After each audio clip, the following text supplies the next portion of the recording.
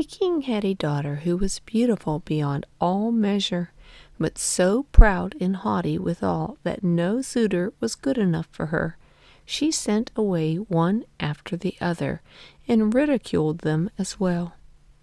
Once the king made a great feast, and invited thereto, from far and near, all the young men likely to marry.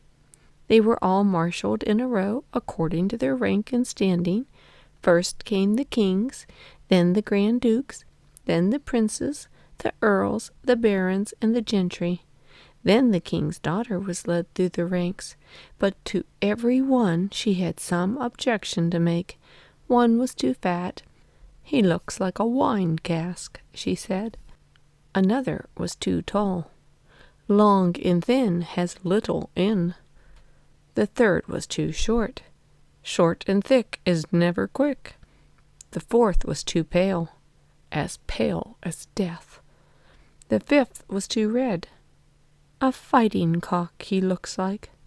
The sixth was not straight enough. A green log dried behind the stove. So she had something mean to say against every one, but she made herself especially merry over a good king who stood quite high up in the row, and whose chin had grown a little crooked.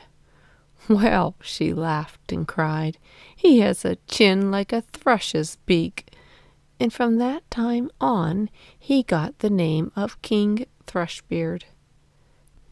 But the old king, when he saw that his daughter did nothing but mock the people and despised all the suitors who were gathered there, was very angry, and he swore that she should have as a husband the very first beggar that came to his doors. A few days afterwards a fiddler came, and he sang beneath the windows, trying to earn a small alms. When the king heard him, he said, "Let him come up." So the fiddler came in his dirty, ragged clothes, and sang before the king and his daughter. And when he had ended, he asked for a trifling gift. The king said, "Your song has pleased me so well that I will give you my daughter as wife." The king's daughter shuddered, but the king said, "I have taken an oath to give you to the very first beggar, and I will keep it." All she could say was in vain. The priest was brought, and she had to let herself be wedded to the fiddler on the spot. When that was done, the king said, "Now it is not proper for you, a mere beggar woman, to stay any longer in my palace. You may just go away with your husband." The beggar man led her out by the hand, and she was obliged to walk away on foot with him. When they came to a large forest, she asked, "To whom does that beautiful forest belong?" "It belongs to King Thrushbeard. If you had taken him, it would have been yours." "Oh, unhappy girl that I am, if I had but taken King Thrushbeard." After this they came to a meadow, and she asked again, "To whom does this beautiful green meadow belong?" "It belongs to King Thrushbeard. If you had taken him, it would have been yours." "Oh, unhappy girl that I am, if I had only taken King Thrushbeard." Then they came to a large town, and she asked again,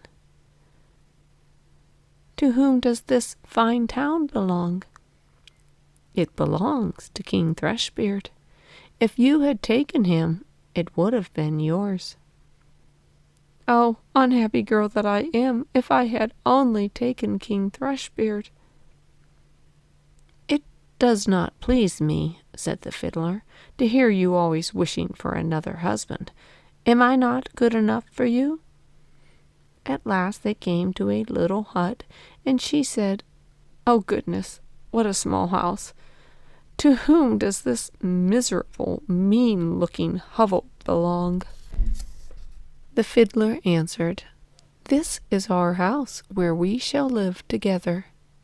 She had to stoop in order to go in at the low door. "But where are the servants?" said the king's daughter. "What servants?" answered the beggar man.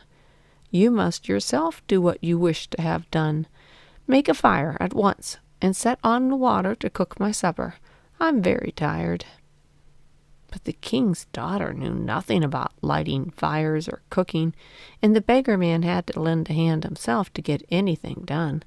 When they had finished their scanty meal, they went to bed, but he forced her up quite early in the morning in order to look after the house.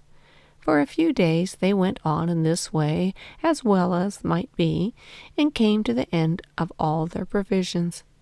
Then the man said, "Wife, we cannot go on any longer just eating and drinking here and earning nothing. You must weave baskets." He went out, cut some willows, and brought them home. Then she began to weave, but the tough willows wounded her delicate hands. "I see that this will not do," said the man. "Perhaps you had better spin. Maybe you can do that better." She sat down and tried to spin, but the hard thread soon cut her soft fingers so blood ran down them. "See," said the man, "you are fit for no sort of work. I have made a bad bargain with you. Now I will try to make a business with pots and earthenware. You must sit in the marketplace and sell it." "Alas," thought she, "if any of the people from my father's kingdom come to the market and see me sitting there selling things, how they will mock me." But it was of no use. She had to yield unless she chose to die of hunger. For the first time she succeeded well, for the people were glad to buy her wares because she was pleasant-looking, and they paid her what she asked. Many even gave her the money and left the pots with her. So they lived on what she had earned as long as it lasted. Then the husband bought a lot of new crockery. With this she sat down in the corner of the marketplace and set it out around her side, ready for sale.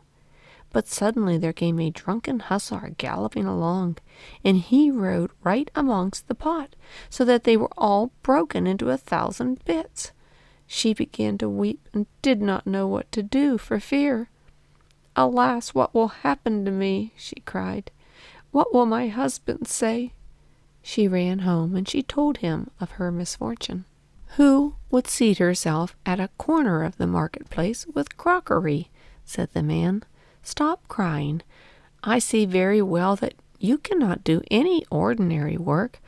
So I have been to our king's palace, and I have asked whether they cannot find a place for a kitchen maid. They have promised me to take you, and that way you will get your food for nothing." So the king's daughter was now a kitchen maid, and had to be at the cook's beck and call, and do the lowest work. In both her pockets she fastened a little jar, in which she took home her share of the leavings, and upon this they lived. It happened that the wedding of the king's eldest son was soon to be celebrated, so the poor woman went up and placed herself by the door of the hall to look on. When all the candles were lit, the people, each one more beautiful than the other, entered the building, and all was full of pomp and splendor. And she thought of her lot with a sad heart, and cursed her pride and haughtiness which had humbled her and brought her to so great poverty. The smell of the delicious dishes which were being taken in and out reached her, and now and then the servants threw her a few morsels of them. These she put in her jars to take home. All at once the king's son entered, clothed in velvet and silk, with gold chains about his neck. And when he saw the beautiful woman standing by the door, he seized her by the hand, and would have danced with her, but she refused and shrank with fear, for she saw that it was King Thrushbeard, her suitor whom she had driven away with scorn. Her struggles were of no avail. He drew her into the hall, but the string by which her pockets were hung broke. The pots fell down, the soup ran out, and the scraps were all scattered about. And when the people saw it, there arose general laughter and derision, and she was so ashamed that she would rather have been 1,000 fathoms below the ground. She sprang to the door and would have run away, but on the stairs a man caught her and brought her back. And when she looked at him, it was King Thrushbeard again. He said to her kindly, "Do not be afraid. I and the fiddler who has been living with you in that wretched hovel are one and the same. For love of you I disguised myself, and I also was the hussar who rode through your crockery. This was all done to humble your proud spirit and to punish you for the insolence with which you mocked me." Then she wept bitterly and said, "I have done great wrong. I am not worthy to be your wife." But he said, "Be comforted. The evil days are past. Now we will celebrate our wedding." Then the maids in waiting came, and they put on her the most splendid clothing, and her father and his whole court came and wished her happiness in her marriage with King Thrushbeard, and the joy now began in earnest, and I wish that you and I had been there too.